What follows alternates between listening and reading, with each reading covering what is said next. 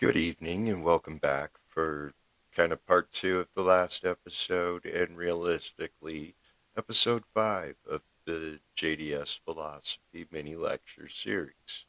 My name is Jonas Spencer.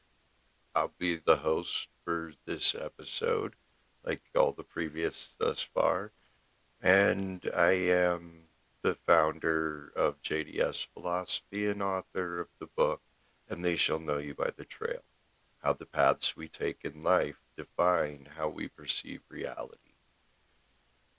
To, in this in this portion of the lecture, I would like to actually discuss something that came out because of a post a friend of mine had made. And in this post, they had presented a question. And that question is, what is a positive way to handle feelings of anger? And there's a lot of really good answers for that. And a few of them I saw included kicking back with some music and just kind of taking time to yourself, doing self care, self reflection, things that bring your spirits back up. And those are all really, really good answers.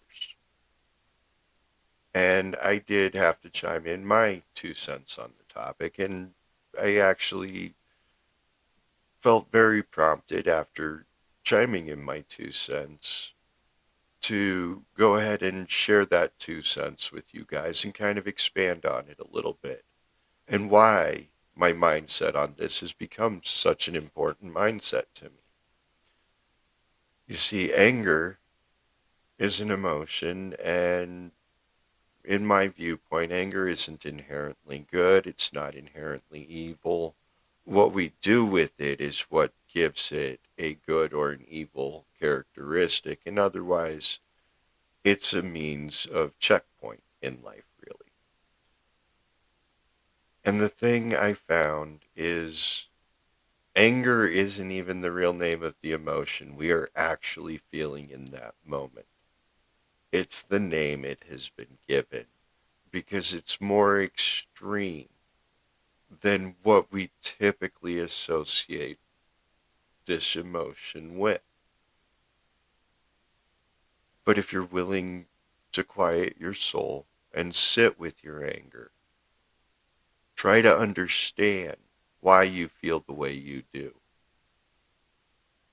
and listen. I promise you, eventually, your anger will tell you its true name. And for me, that name was disappointment. And it's so true because as I realized that and began to reflect on all the different situations in which I was angry at people in my life, I realized at my core I wasn't actually angry at them. I was disappointed in their actions. I expected better of them. And the reality is that one falls on me because I shouldn't be holding expectations on anyone. One of the moments where this was put in the most poignant light for me, and the moment everything really changed when it came to my perspective and my perception of anger, was the day that I learned not only the name, but who I was really angry at that day. You see, a couple years back, I was working for someone doing concrete work and helping them move their floor coating warehouse into storage and moving some of the equipment. And two of the things we were moving were some very, very large mixers. Think, think like the KitchenAid mixer you've got sitting on your counter, but the bowl on it was as tall as I am, and I'm about 6'4". It was designed for mixing floor coatings, and we had two of these that we were moving. The first one went off without a hitch, and a couple days later we went to move the second one. Now, I'd never moved heavy equipment like this before, but the guy I was working with had, and I was trusting him on a lot of things.